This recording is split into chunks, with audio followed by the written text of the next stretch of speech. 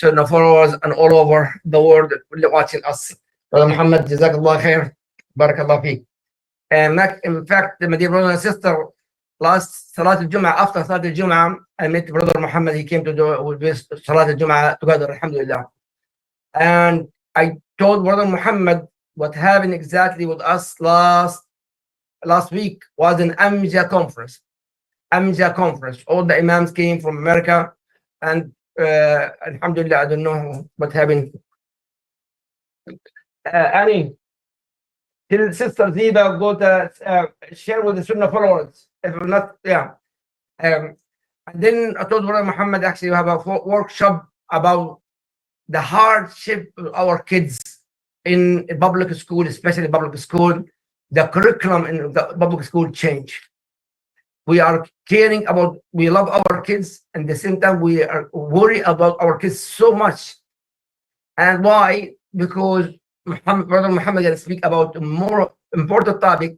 Same time, how to solve the problem is by your duty.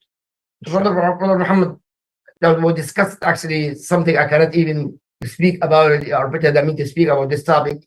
But I discussed with Sister Layla, and please share with us about this, inshallah.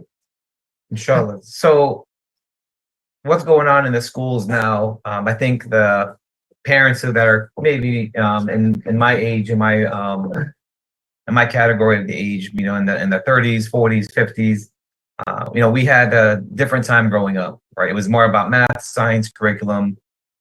We had sports, we had, you know, home ec, we had auto mechanics, we had different things in our schools that were actually teaching us certain things that was kind of basic for functionality, right? Intelligence to help you out in life. But now these days, it's changed.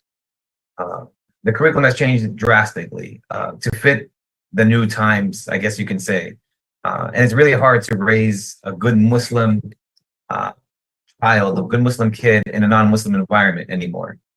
And I deal with this a lot in regards to the Muslims out around here. You know, the biggest, or the one thing that I always hear a lot of is, well, we just want to fit in, right? Everybody wants to fit in. Everybody wants to be the same. Everybody wants to assimilate. And I always try to explain to, you know, to everybody, especially to the kids, that we're not supposed to fit in, right? We're supposed to fit out.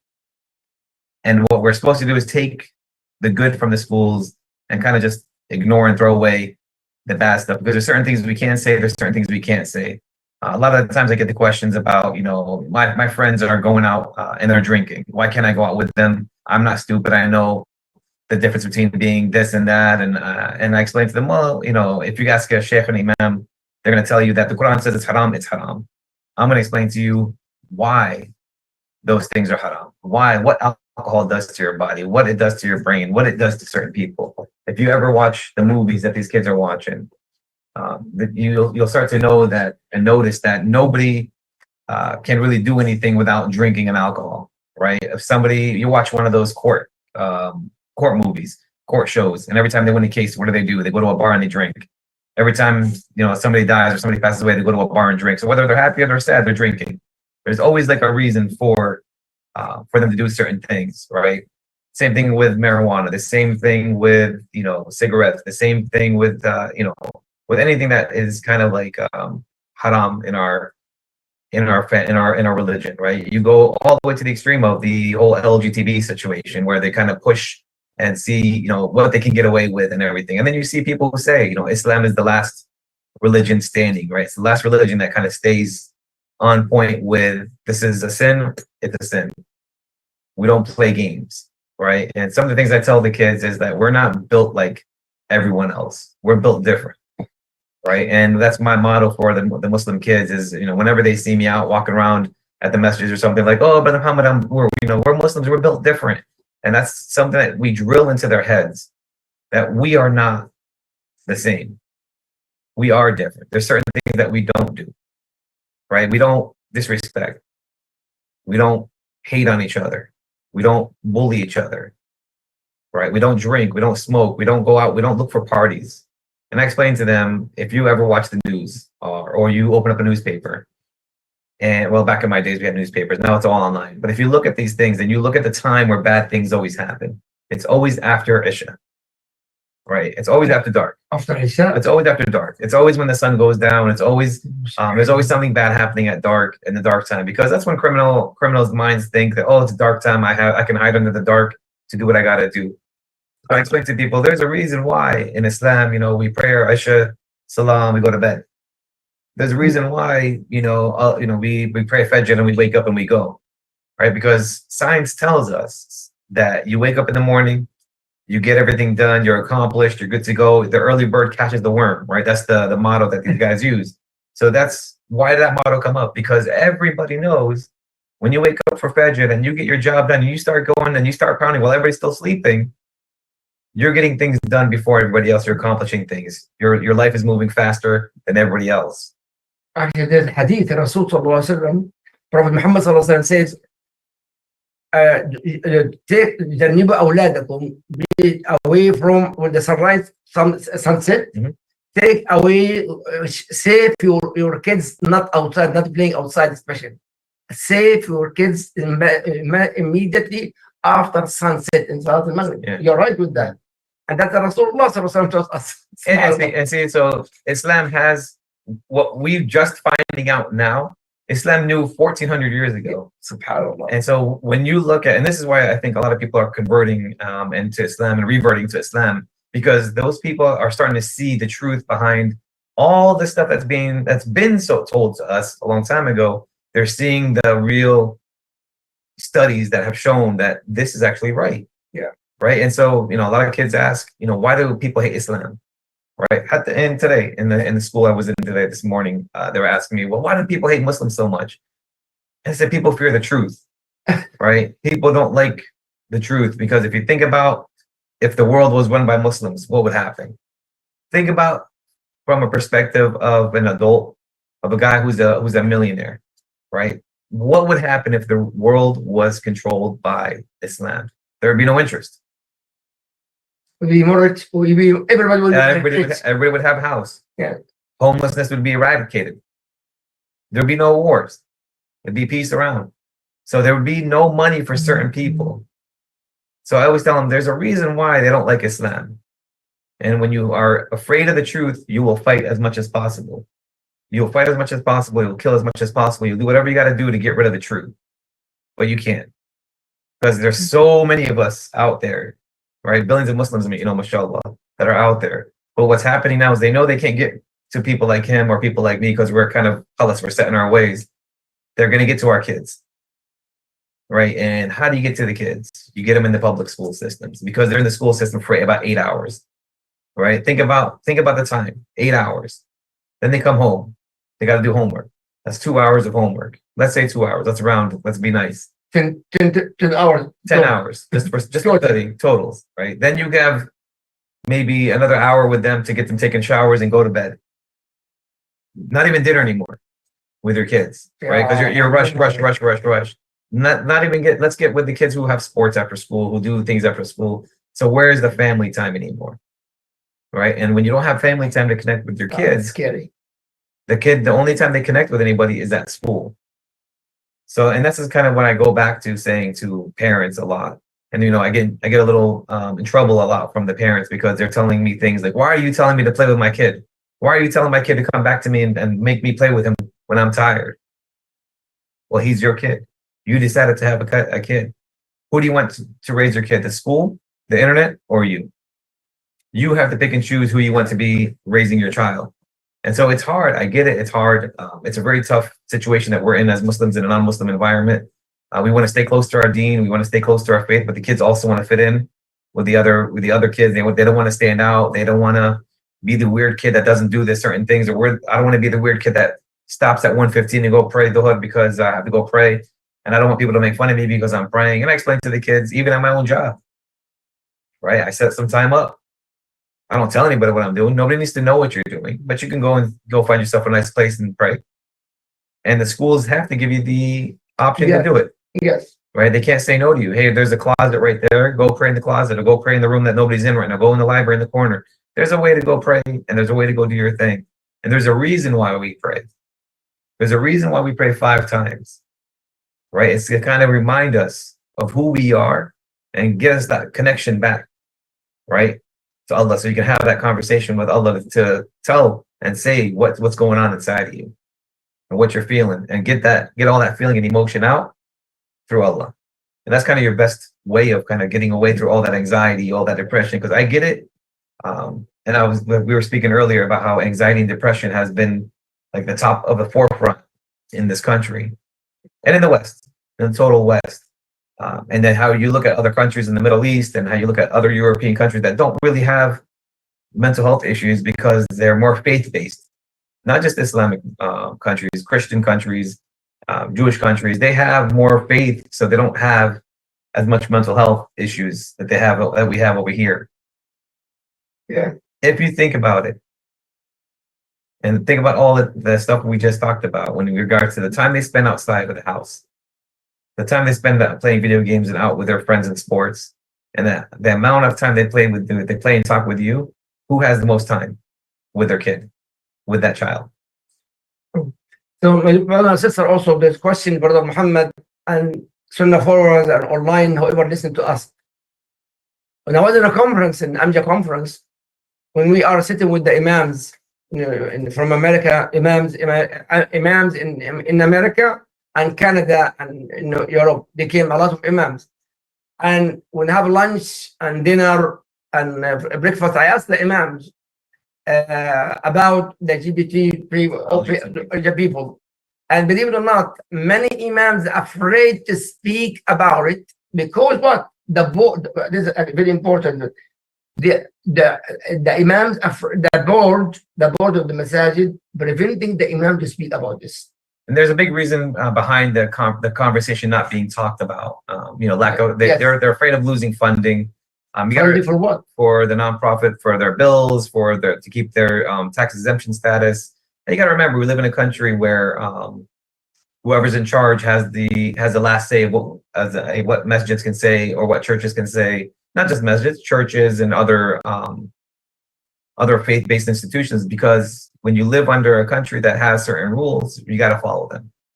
So one of the biggest things that I kind of try to explain to people is that the message should not rely on government money. But no, it's not the government.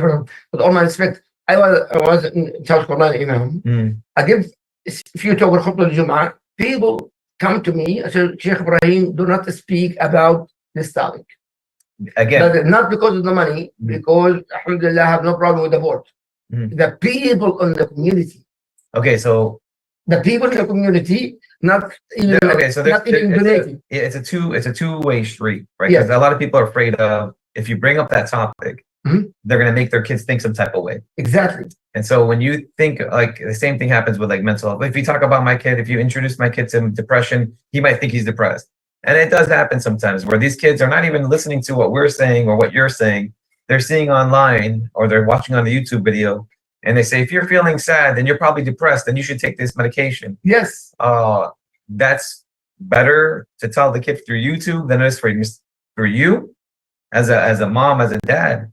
I always feel the parents have the best way of talking to their kids. The parents know their kids better than anybody else how to talk to their kids. And I think that imams and the board members are afraid to bring up a topic that they don't know how to handle, right? And so if you're talking about, don't talk about alcohol in front of my kid, because my kid might get intrigued by it and he might want to try it. But they listen to other people. They're going to listen to their friends. Exactly. So who's better to talk about that topic of not drinking alcohol, of not doing drugs, of anything like that, of that sort of nature, than an imam or a parent? We're so afraid of teaching our kids or talking to our kids of certain things because we don't want to put that in there. We think we're going to plant the seed. The seed has already been planted. And how do you want to water that seed? Do you want to water that seed educationally and Islamically? Or do you want a society to teach your kid and see and water that seed? If society waters that seed for you, your kid's going to be a mess. But if you, as an imam or as a Muslim, as a parent, plant that seed and water that seed yourself, you'll see what happens, and you'll understand, that kid will understand better why we Muslims are built different. Because we are. I'm sorry, but we're built different. We don't do certain things. We take care of ourselves, right? We take care of ourselves, and not just through exercising and eating healthy and not eating pork, we will also take care of ourselves through our deen. Right? There's a reason why, like I always say, there's a reason why we pray 5 times a day. There's a reason why we have Ramadan for 30 days, right? And we think, oh, that the Quran says it, that's it, we're gonna do it. But there's a reason, there's a scientific reason behind it. It cleans you, it detoxes you, it gives you a better understanding of how everybody else feels around you that doesn't have what you have. It makes you appreciate everything. Indeed. Yeah, Brother Muhammad, beautiful things. Our kids is the seeds. The seeds sometimes with the seed in the very soil, good environment, and water it and take care of it, the seed become a fruit. Mhm. Now, the majority of our kids now, seeds, within the seeds, we want our kids to be best of the best. Okay. Now, if the kids now over 18 become more wild, normally, barely, actually, we discussed that in the conference, not even the kids, even the father, if the boy kiss his father or his kids, become a crime now. Yeah. Now, my point, how those seeds become corrupted seed? To fix the seed to be a tree, to have a fruit, to take care of it. So there's a way of talking to certain kids in a certain age group in different ways, right? And so if you're talking to a 5-year-old, it's not like talking to an 18-year-old. If you're talking to a 12-year-old, it's not like talking to a 25-year-old. There's a certain way of talking to certain people and kind of throwing it in a way of letting them understand how to really explain something to somebody at a different age group, at a different mentality, a different mindset. It's hard. It takes a lot of, I guess, years of experience.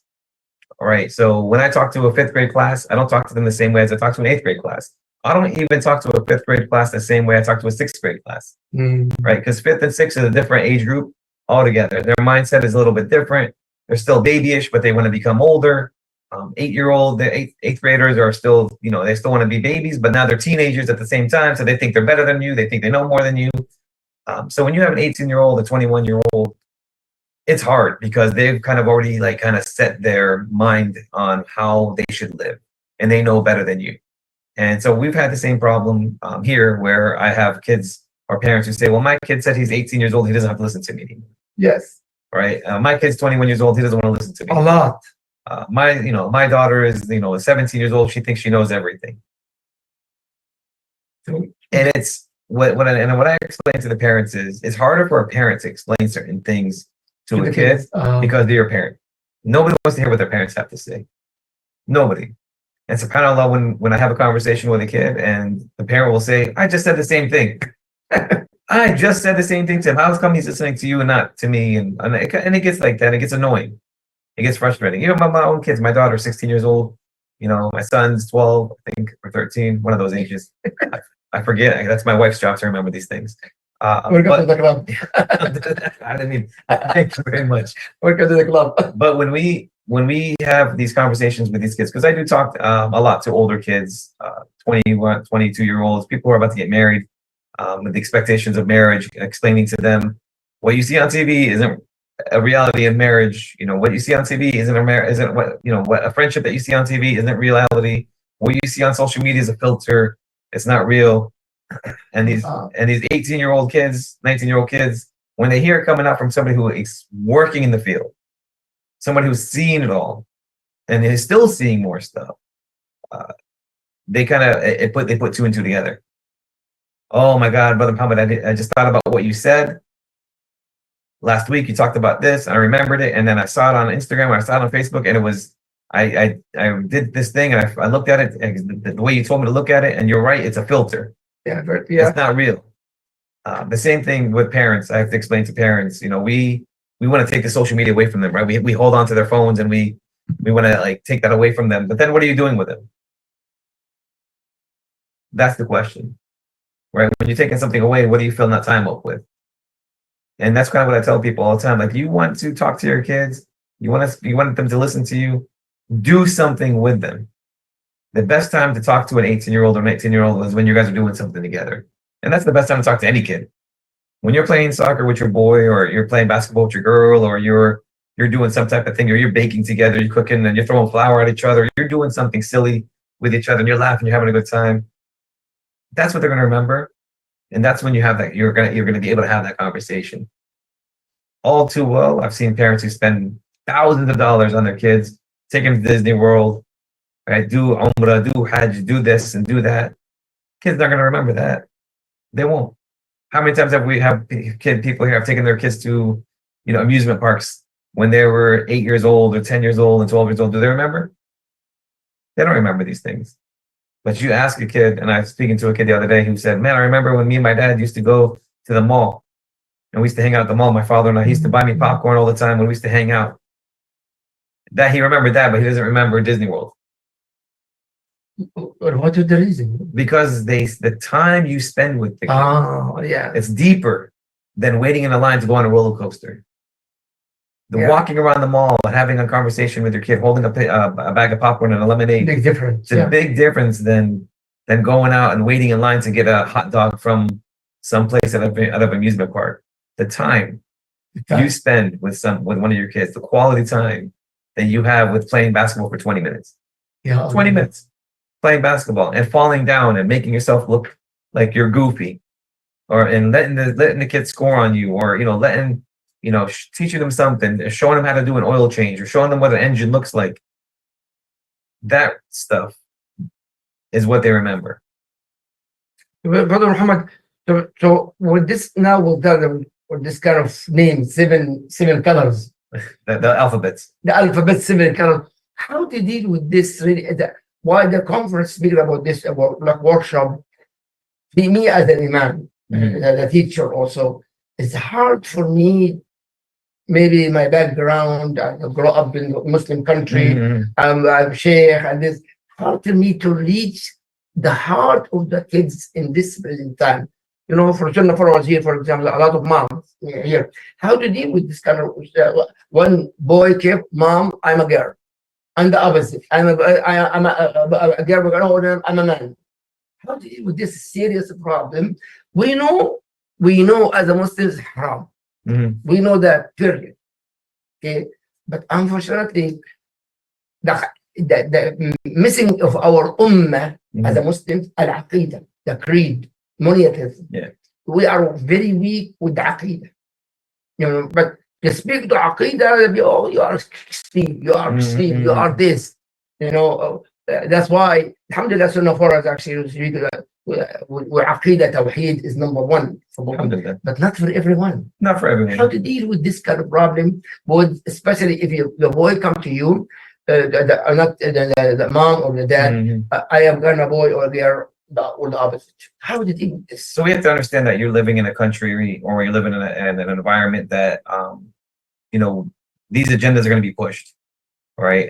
Every so often, every 5 to 10 years, they're changing the agenda.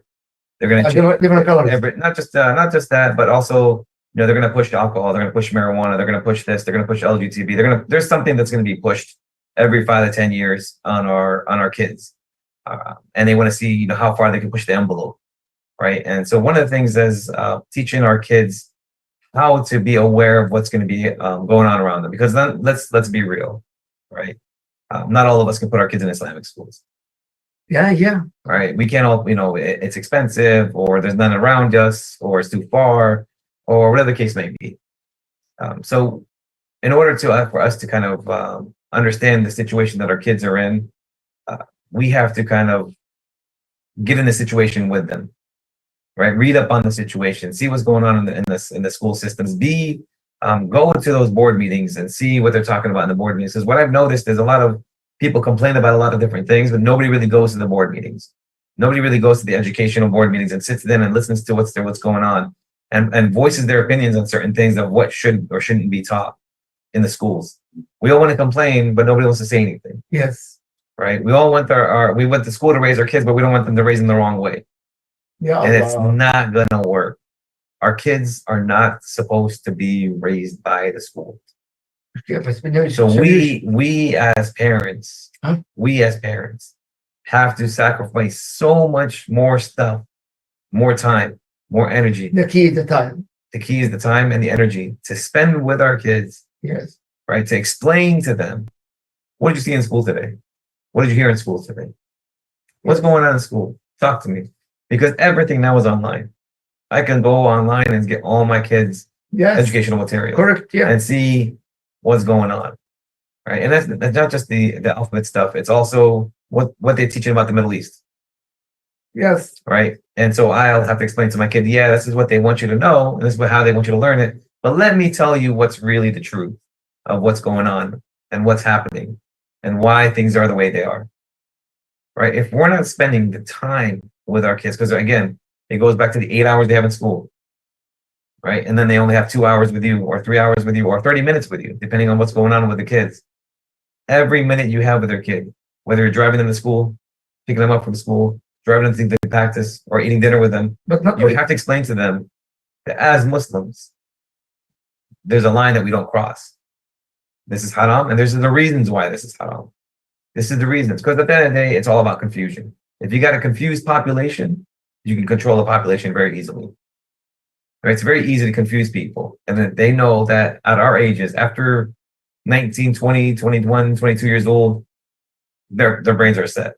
But before then, it's very easy to manipulate a kid. With peer pressure is like the number one thing. Peer pressure. Why don't you like me because I'm like this? Why are you being mean to me because I'm like this? Right? They call it a phobia. Right? You're phobic about this, or you're phobic about that. You're this, you're that. And they push this word phobia, right? Because they want people to say that you're afraid of me because I'm like this. And it's not a fear. Because alhamdulillah, we don't fear anything except for Allah. Allah. The kid's not. But that's why you have to explain to the kids. We don't fear anybody but Allah. If Allah wants this to happen to you, it's going to happen to you. If Allah wants the good for you to happen, it's going to happen. If Allah wants the bad for you, it's going to happen, it's going to happen. But at the end of the day, we are Muslims. We're built different. And I talk to the kids, again, it goes back to what the age group you're talking about, right? You can't talk to a 5th grade, a 5-year-old, the same way you talk to an 8-year-old, the same way you talk to a 13-year-old. The way we talk to our kids is going to make all the difference of understanding why the alphabet soup is what it is. It's haram. Right? And I see these imams, and I see these people on YouTube and on Instagram where they're asking about these questions and they tiptoe. They're too afraid to answer some of the questions, because they're being recorded or whatever. And it's understandable, because at the end of the day, you don't want to get blacklisted. You don't want to get thrown under some bus that you're a hater or anything like that. But as a parent, you have every right to talk to your kid the way you want to talk to your kid. Yeah. Actually, in the conference, they said if your son or daughter, they came to, okay, the boy become, no, I'm a girl. And he insists to bring people as friends with him. I said, no. We accept you as a son. We refuse. We're not, but we got to bring no kids, no friends come to the house. But they accepted because we don't want to be in the street. What is the kind of solution? When they said, actually, your son come to you, no, mom, I am, or dad, I'm a girl. Okay? And bring man with him at the same time. Of course, they have a sexual relationship together. So the father, no, you come alone, but no friends. No. What exactly how to deal with this? So there's, you're asking a question that's specific to a certain family. Yes. So when you ask a question about a specific question for a family, you have to really do a deep dive into that family and see the dynamics of the parents and of the relationship with the child. So you can't, there's no one size fits all solution to these problems that we're talking about. There is no, because at the end of the day, depending on the relationship that you have with your kid, it's gonna really justify how you have. It's gonna really kind of steer the conversation of the way you want to have that conversation. Correct. Right? You cannot just go and say da da da da da, and you think that it's gonna solve the problem. There's no wand to fix this. This is a battle of years. Right? It's a marathon battle. It's not a sprint. Yeah. You're not gonna answer this in 2 seconds. Right? So every conversation that you have with a certain family is different. I have family people that I deal with, couples that I deal with, premarital counseling, and I got like 4 or 5 people I'm dealing with right now, couples, and they're young, they're same ages and everything, but they're not all the same. They'll have different problems, they have different questions, they have different issues, they have different things. So there's no blanket solution. to me having a same conversation. I can't have the same conversation with all 5 of these couples because they're all different people. Of course. So you can't have the same discussion with anybody in that situation.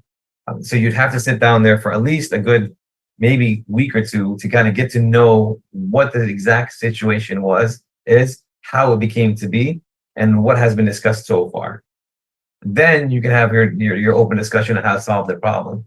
But that's the imam. But a person come this a man or a couple actually in the house and not speaking to the imam. How to deal a person not with the imam teaching him or anybody like somebody can teach you do this, do this, do this.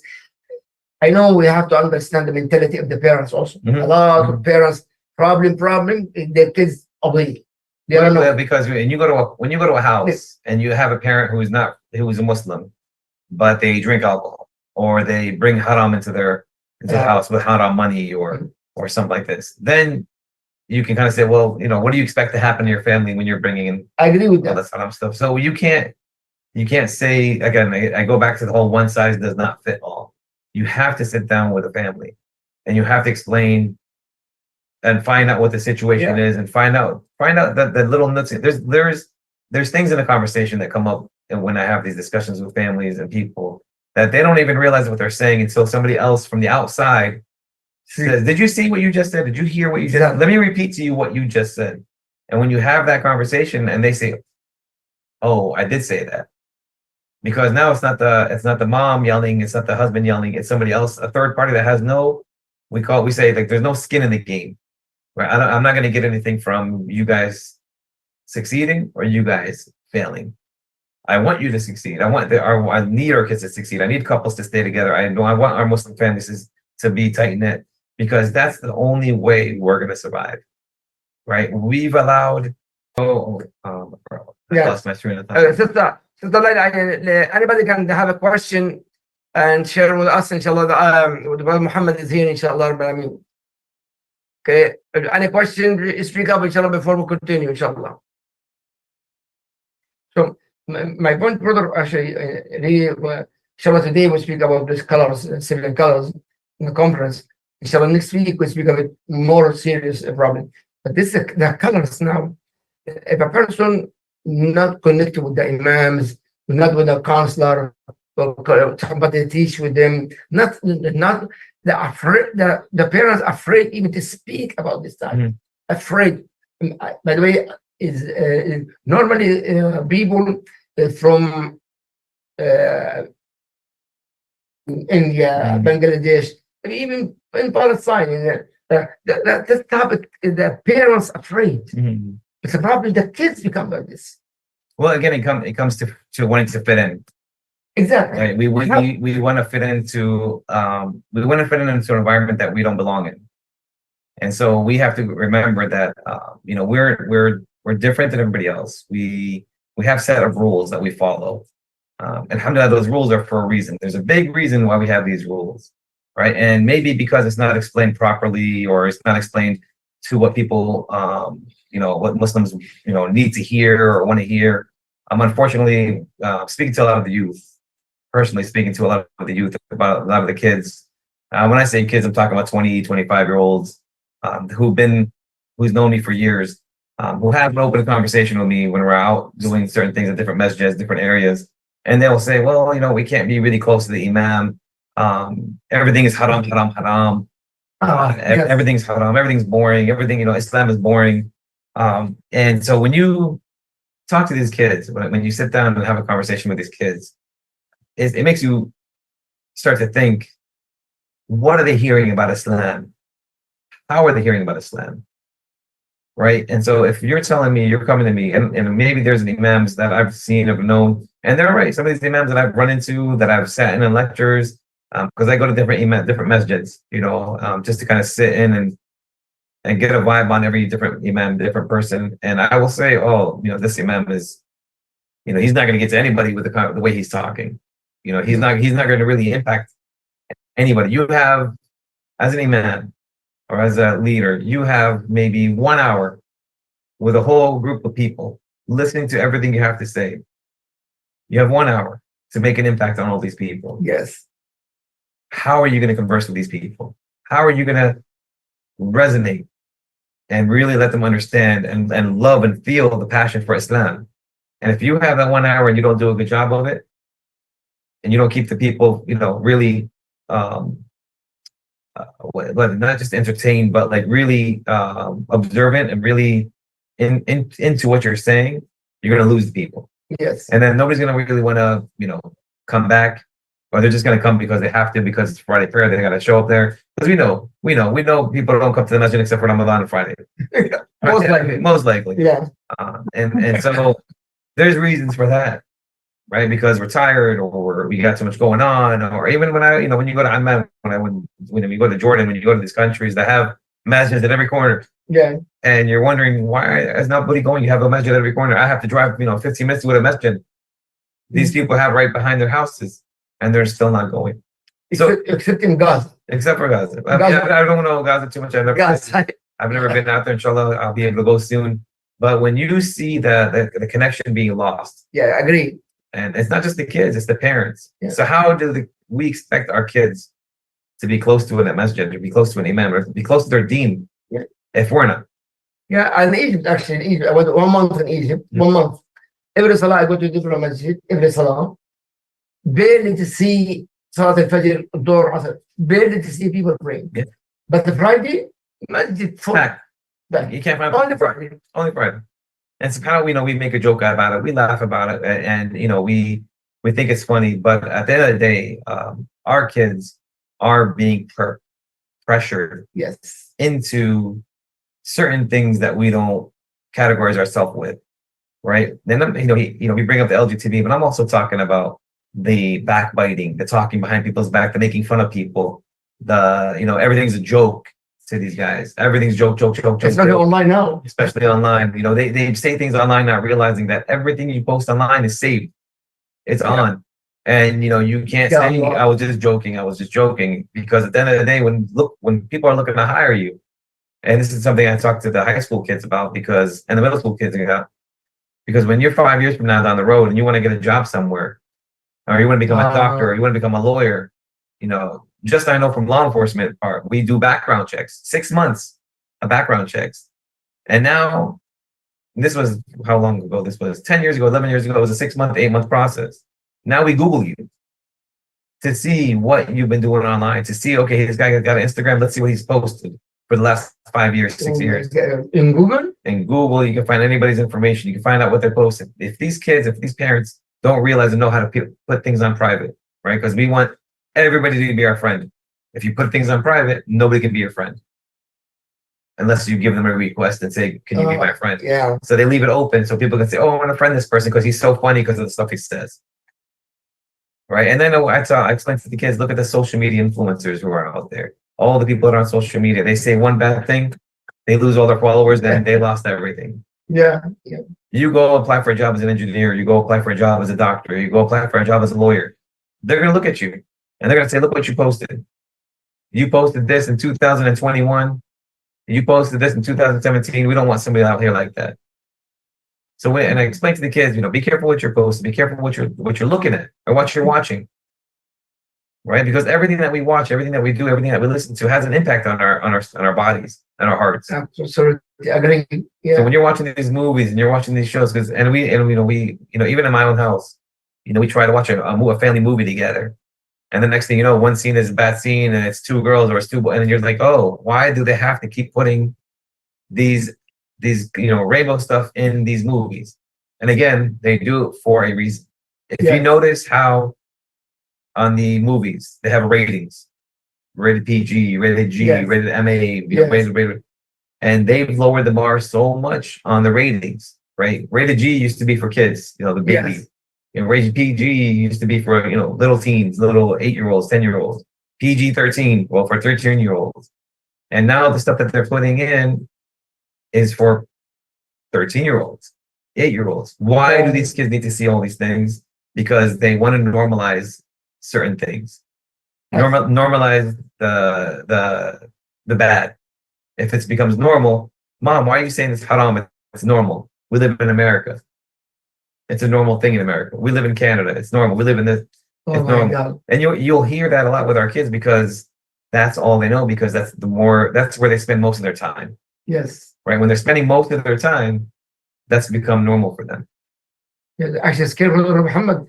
I watched something with my wife in Disney. In Disney, It's the worst one. Believe it or not, about drugs and how to deal with drugs and CIA and FBI. And very, I was shocked. In Disney? Yeah.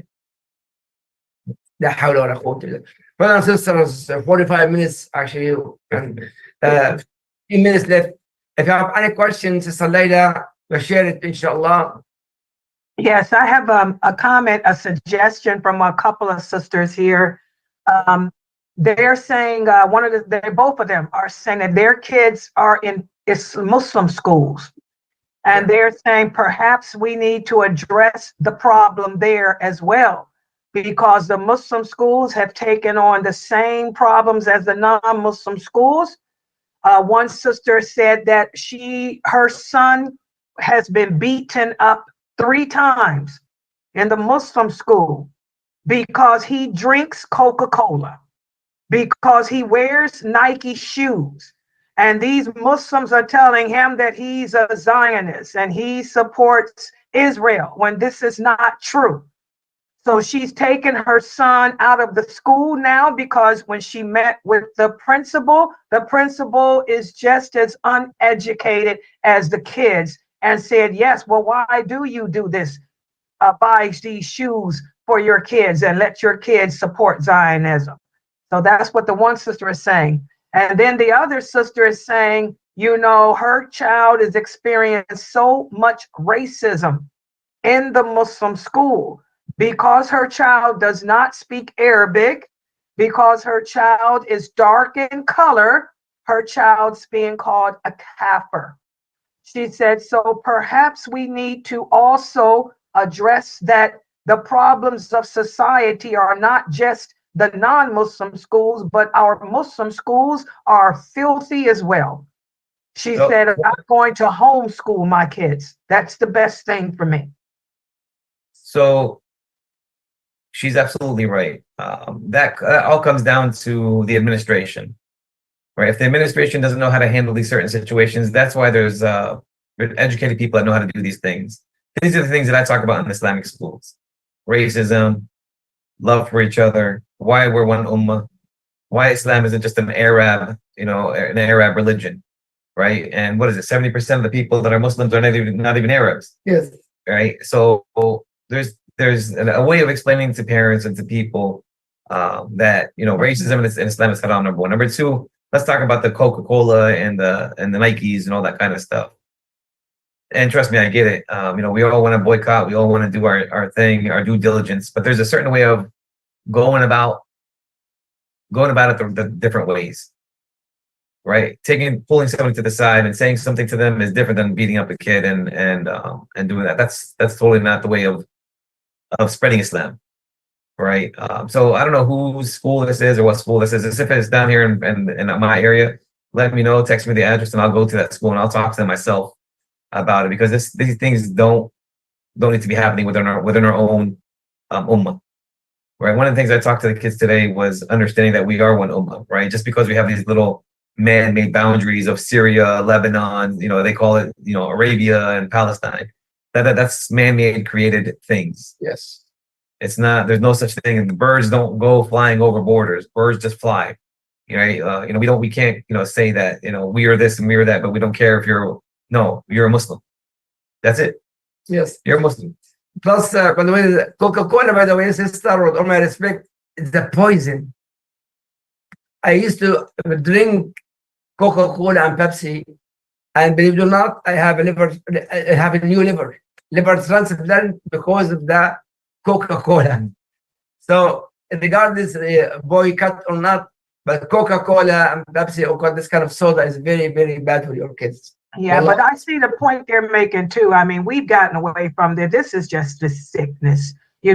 First of all, Islam doesn't command anyone to boycott anything. The Prophet Muhammad didn't do that. That's not how we fight as Muslims. We don't fight that way. We fight with taqwa Allah and we fight with supplication and obeying Allah's laws. But I see what they're talking about. And this is what I think that Brother Ziada, you're going to be great at. We have a big problem here in America with these Muslim schools, and these sisters in Texas are talking about the molestation. I mean, we've taken on the problems of, oh yes, the kids are being sexually molested in some of these Muslim schools. Oh yes, see, maybe you guys are not aware. It's a big problem. Then we become just like the non-Muslims, to the point that we've taken on their problems, the racism, the abuse. People, a lot of the sisters here are typing that they would never put their kids in no school, Muslim or non-Muslim. This all about homeschooling. And I agree with them, because I get the complaints and I know what's going on in some of these schools. But my thing is this, you know, it's like Jamali said, we deviated away from Tawheed. You know, we don't know what our purpose is in life anymore as Muslims. We don't know the lawful from the unlawful, you know, beating kids up because they wear Nikes. I wear Nikes, try to beat me up. And, you know, we get, you know, this is because I drink Starbucks. By the way, Starbucks and no company in America can send any money to any government because you're going to jail. Sorry, doing it. But that's not even the issue. The issue is we got to get out of that ignorance and look at the price we're paying with our kids. Our kids are being sexually molested. Our kids are being beat up. They're being abused, even in Muslim schools. It needs to be addressed. Yes. Because we've taken on the ideology of the Kafirs. Okay, so you're absolutely right. And I did not know that that's going on over there, because here, I mean, I just know what's happening in my county. Unless I'm told or made aware of things, I don't know about things. But here, at least here in the Islamic schools that I go to, we have about 3 or 4 that I go to around here. We don't have that deep of a problem up there, because we, alhamdulillah, I do have to say that our administration in these schools are pretty good. They're pretty good with keeping on the deen. They're pretty good with, we have good imams that are doing the Islamic studies classes and all this kind of stuff. So I don't know, and it's sad, I did not know that stuff is happening over there. I don't know who you guys have as administration. I don't know who is in charge over there of the Islamic schools up there, but it sounds to me that you guys don't have any really good educated people out there to talk to these kids. Agree. And so it takes a certain someone. Because like I said, I got my master's degree. I went to college, and just because I've seen 8 to 10 people graduate with me, there's 8 of us that have the same degree, but not all of us are the same. Okay, and I've explained to him, like, you know, you talk to certain people a certain way. I can say something one way, and somebody else can say it the other way, but it's the same exact thing. And I've been told that from other schools, from other imams, who would say, well, brother, I'm saying the same thing you're saying. How come they're listening to you, but they're not listening to me? Well, brother, there's a certain way. There's a genuinity when you're talking to somebody. Are you talking to somebody? Are you saying what you got to say out of love? Because you're not getting anything out of this. I don't get anything out of you succeeding or you failing, right? But I need to see you succeed just for my own personal yay. I want to be happy, right? And so when you're having somebody who is not having the right conversation, or trying to have the right conversation the wrong way, makes a big difference in how those kids are going to really get what you're trying to tell them, or what you're trying to throw at them. Because you can tell the kid it's haram to beat up somebody, but then it's also a way of saying, listen, let's talk about why it's haram. You have a brother, you have a sister. How would you feel if I did this to you? Or if I did this to your brother? If I did this to your sister? If I did this to your mother?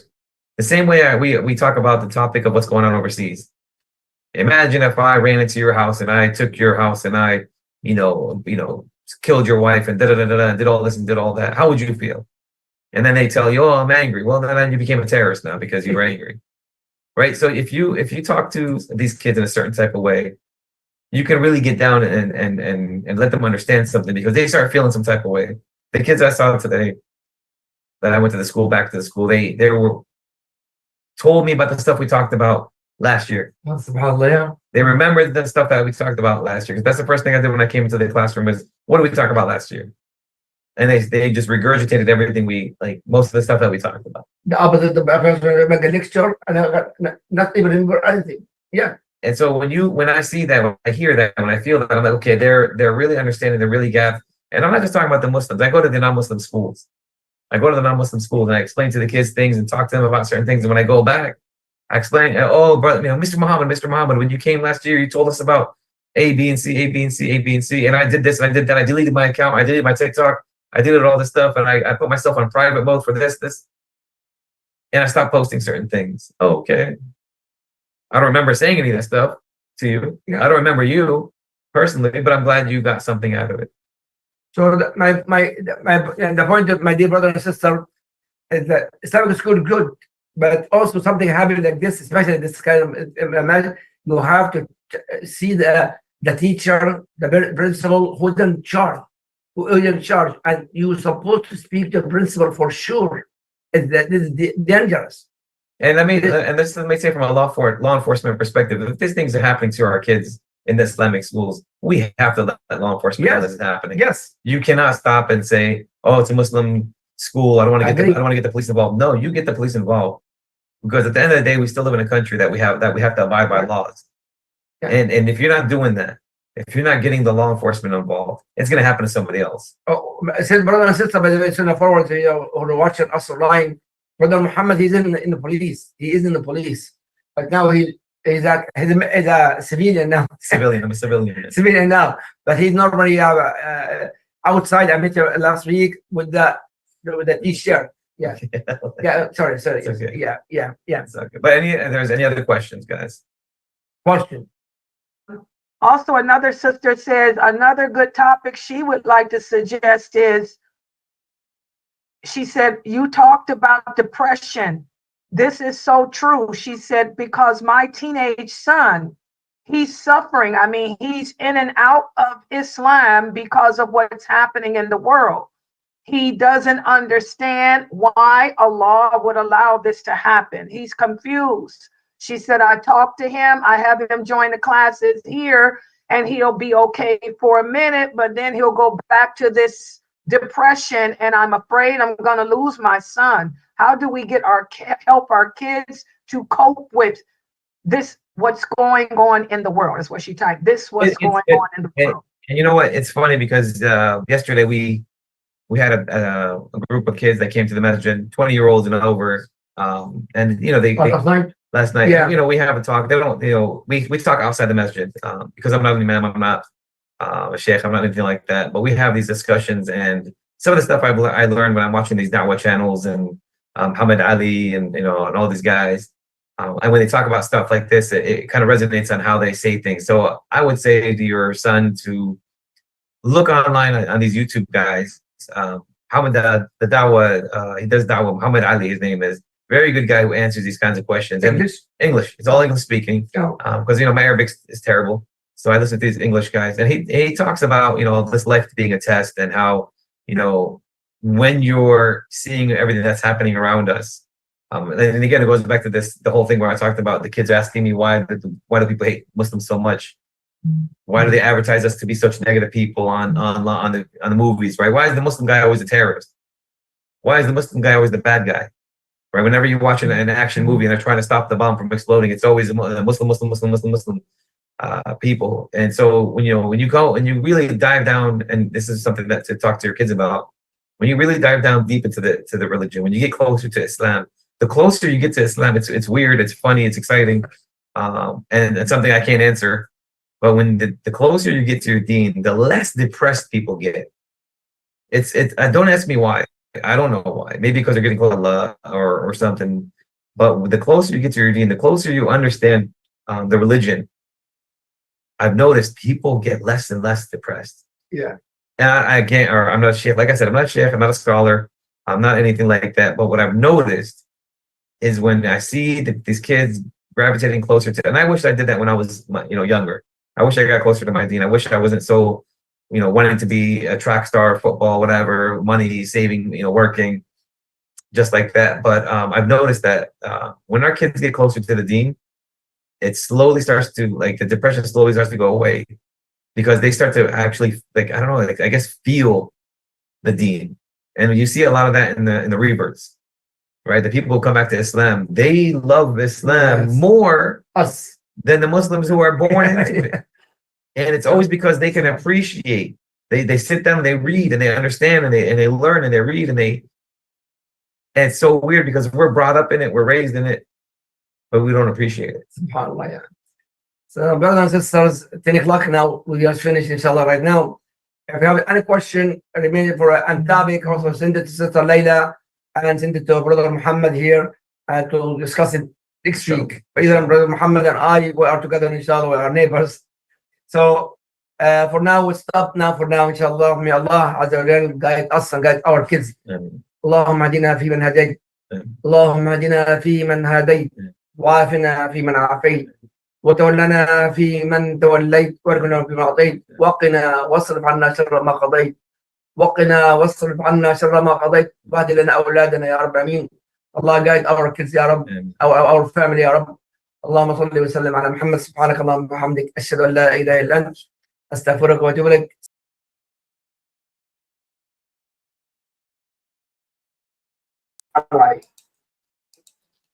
MashaAllah.